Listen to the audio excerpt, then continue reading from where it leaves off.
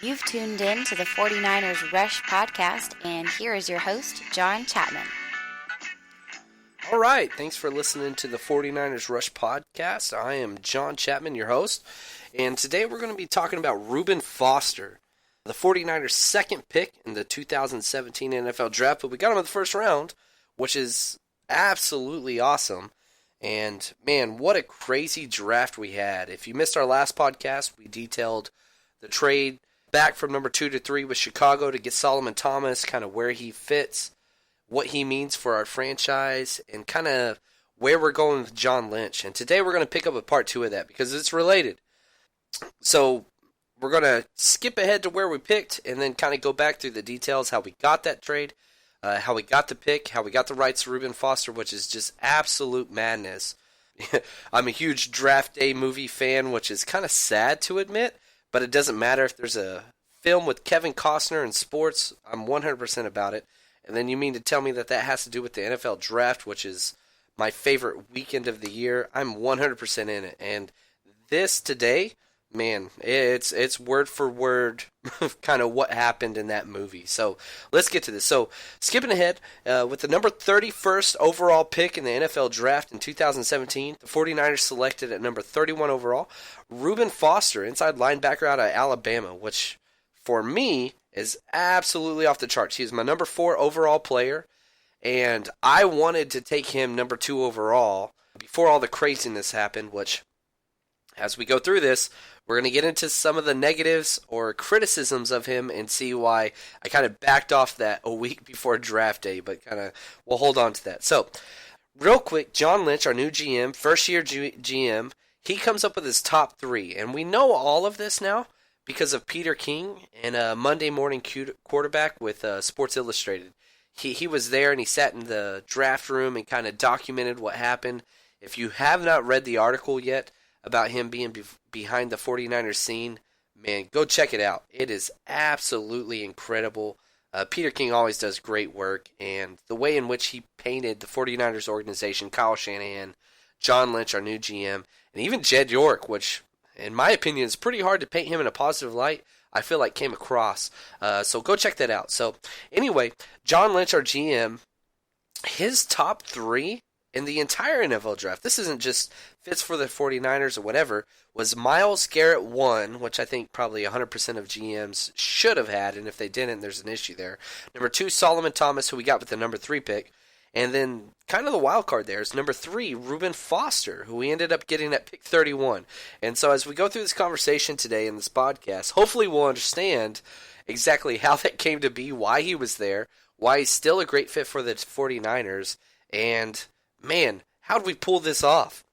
So when we first made the trade back from number 2 to number 3 with Chicago, what's crazy is John Lynch is talking with everybody before Chicago Bears made the pick, and he said, man, I bet they're picking Thomas. We made this trade back with Chicago from 2 to 3, not knowing who they are. Now, what's funny is we even asked them, we said, hey, who are you going to pick? And they said, we're not going to tell you. I'm like, all right, that's cool. And John Lynch said, I bet they're picking Thomas. And if they did pick Thomas at that pick at number 2, we were going to take Reuben Foster at number 3 overall and walk away happy with grins on our face because of all the different draft picks we got from Chicago and just be happy with it. But when they picked Mitch Trubisky, it turned into, oh my God, are we for real? Like, this is happening? All right, cool. So we'll take our number 2 on the board, Solomon Thomas, and we'll just see what happens. And as the draft goes on, there are mentions of John Lynch saying, all right, let's pull up some film on some guys that we like, and let's see if we get absolutely crazy about them. And one of the first people he's mentioned was T.J. Watt, linebacker / edge player for Wisconsin, brother of J.J. Watt, very well documented kind of what he is.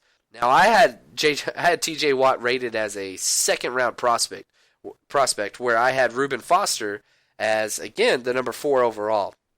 But anyway, Lynch is basically on record saying, all right, let's put some film up, and let's see if we get passionate about this guy. So the draft is going on, tick, tick, tick, tick, tick, team after team after team. Lynch comes on board and says, no way, absolutely zero chance that Reuben Foster gets past Cincinnati at 9. And who does Cincinnati take? Oh my gosh, in my opinion, one of the absolute worst picks of the entire first round.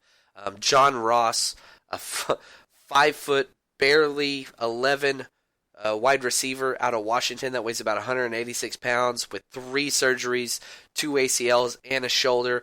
Oh, and by the way, he got injured running the 40-yard dash at the combine. But anyway, they took him at number 9. I get it, 4.22 speed. That's greatness. Pair him up with A.J. Green. I understand the logistics of it, but absolutely awful whenever you consider they took Boyd last year, wide receiver out of Pitt, and it just doesn't really seem like a big team need for them, and especially when there's so many other needs there. But anyway, regardless, back to the point. Cincinnati passed on them, and the 49ers front office was just like, oh my gosh, all right, well, let's see what happens. The next big obstacle was the Baltimore Ravens, who were picking at 16, and everybody said, nah, definitely not getting past these guys. This is definitely an Ozzie Newsome guy. He loves Alabama players. You look at the roster, it's loaded with them. Definitely not getting past 16. Guess what? Past 16. And then everybody is like, okay, get on the damn phone. Morant gets on the phone, and they call team by team from 16 all the way down to 31, where we eventually got Reuben Foster, and basically said, hey, this is what we got. We have our second round pick, which is number 34 overall, and we got this fourth round pick, number 111, that we got from Chicago, and our trade back from 2 to 3. Hey, quality draft. Let's pick up 2 guys. This is yours. Let's jump up. And what's crazy is almost every team said no, no, no, no, no, no, no. And they just kept going down. They kept going down. They kept going down. And it just was looking like, you know what? There's no way we're getting this guy. Hey, we want it to happen, but we don't want to overspend. And probably one of my favorite things about John Lynch is that he didn't get emotional. He didn't get invested. And he didn't go up and say, fine, well, you know what? We're going to overpay for this guy.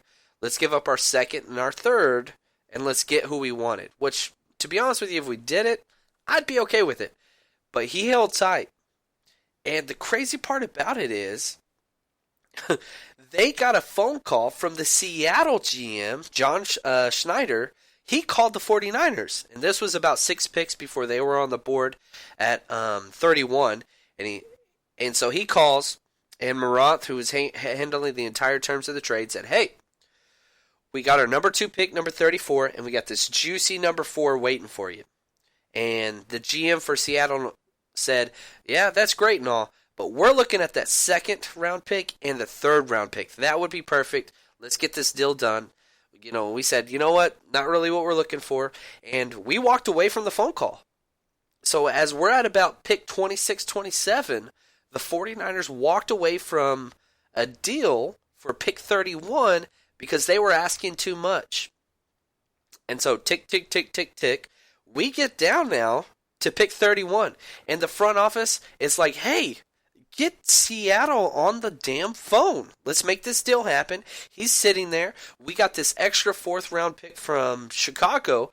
Let's put that out there and let's see what happens. Let's get this stud that we had number 3 overall. And they don't even answer the phone. We start texting Seattle saying, hey, come on, let's make this deal. Let's make this deal. We finally get Seattle on the phone, and we say, look, this is the deal we got. Pick number 34 and pick number 111 for your 31. Eventually, the deal happens. They say, you know what? All right, cool, let's do this deal. But the craziest part about this entire thing, this entire dialogue, this trade was finally agreed to with only 80 seconds left on the draft clock for this number 31 pick. Now, the way the NFL works with these trades on draft day is you have to have voice confirmation to the commissioner's office by both sides. So 80 seconds left. 49ers got to call in. Seattle has to call in. Yes, we agree to these trade terms. Once that gets verified, then the new team picking on the pick, which in this case is us, the San Francisco 49ers at pick 31, we have to send in our card and say this is who we pick. All of this takes place in 80 seconds. So it goes from this very high, yay, we got our guy, to hold the hell on. We're not there yet, guys. Shut up. We got to get this taken care of. Different calls, all this stuff gets taken place, paperwork and all that stuff. And finally, it seems like we are in the clear. So, as we are in the clear, John Lynch calls up Reuben Foster, linebacker from Alabama, to congratulate him. But guess what? Call freaking waiting.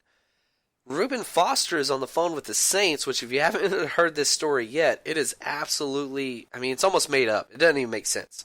He's on the phone with the Saints, who are picking number 32 overall, and they're saying, hey, we just want to let you know we're taking you. We're excited to have you. Again, they're less than a minute away from being on the clock, and so they think this is their guy. Because, again, Seattle doesn't really have this major need at this inside linebacker spot. So they're just like saying, hey, you're our guy. We're picking you. You're going to show up our defense. Great. And the funny thing is, whoever on the Saints was talking to Reuben Foster said, is your girlfriend there? Do you mind if we talk to your girlfriend? Which apparently has Louisiana ties. He hands the phone over, and she's saying, yeah, I'm his girlfriend. Yes, I'm from Louisiana. They start basically giving her this spiel of, hey, we want you to move down to Baton Rouge. We want you to be the person that's in Reuben's corner. We want you to be the person that keeps him in tune, and everything is okay. Now, as she is talking with the Saints, the girlfriend, she gets the beep. She pulls the phone back, and she sees a San Francisco number, and she shows it to Reuben Foster. Reuben Foster grabs the phone, clicks over to the Niners, and sure enough, it is John Lynch sitting on the phone saying, hey, buddy, we gotcha. To which Reuben Foster said, sorry, coach, you're picking at 34. Saints are picking at 32. They already told me they're getting me. And John Lynch says, oh, no, buddy. We traded up to get you. You are ours. Go ahead and turn your TV on, and you'll see it there. Reuben Foster sees it, realizes that it's a done deal, hangs up on the Saints, which I'm not quite sure how I feel about, but as a Niners fan, I'm just like, hell yeah. Hangs up on the Saints and could not be happier. Immediately referencing Patrick Willis and just all the great linebackers that we have had for the 49ers. So, absolutely crazy deal. Now, let's look at the trade details, because on numbers-wise, if we go back to the old Jimmy Johnson trade chart, which I know everybody uses their own thing, but those aren't published out there, so the best that we can go by is kind of the Jimmy Johnson trade chart. And what's funny is, in the trade negotiation that took place on the phone, Morant, who was representing the 49ers organization, cited the Jimmy Johnson trade deal and said, look, Seattle, talking to John Snyder, their GM, you're getting extra points here on this deal. So let's look at these points. The number 34 overall pick that was owned by the 49ers was worth 560 points, plus our fourth rounder, number 111 that we got from Chicago, was worth 72. Okay, the pick that we traded up for in the first round, number 31 overall, was worth 600 points. So technically, if we're measuring the value of these picks based on the Jimmy Johnson trade chart, we lost 32 points, which is equivalent to the number 147 overall pick. Now, that's the bad side of this trade. Good side of this trade. We get the fifth-year option on Reuben Foster now, which we'll get into in a little bit later in this podcast. One of the major negative critiques of Reuben Foster is his shoulder injury, and if he is going to be okay or if he needs another surgery, so on and so forth. What I'm telling you right now, by jumping up 3 picks, that doesn't matter anymore. Even if this year, which the 49ers will not be competing for a playoff spot this year, I don't care who you are. I love the 49ers more than anybody I've ever met. It's not happening this year. We are 2 to 3 years away at best. That's just a reality. So by trading up, not only does it give us a larger window for this quote-unquote risky prospect, we have that extra year to evaluate where he is going to be, which the fifth-year option on inside linebackers is not insane. Not to mention we still have the most cap room in the entire NFL. So not only does this help our team in the immediate, getting an awesome middle to will linebacker that's going to shore up the run game, long term, we have somebody that we can put to the side salary cap wise, and we can evaluate, do we want to sign this guy to a second contract, which hopefully we will. And so what we're going to do now, we talked a little bit about the transaction and the deal. I want to get into Reuben Foster himself. Let's talk about what it is that he offers, who he is, and kind of his story. So, again, I mentioned I had Reuben Foster rated as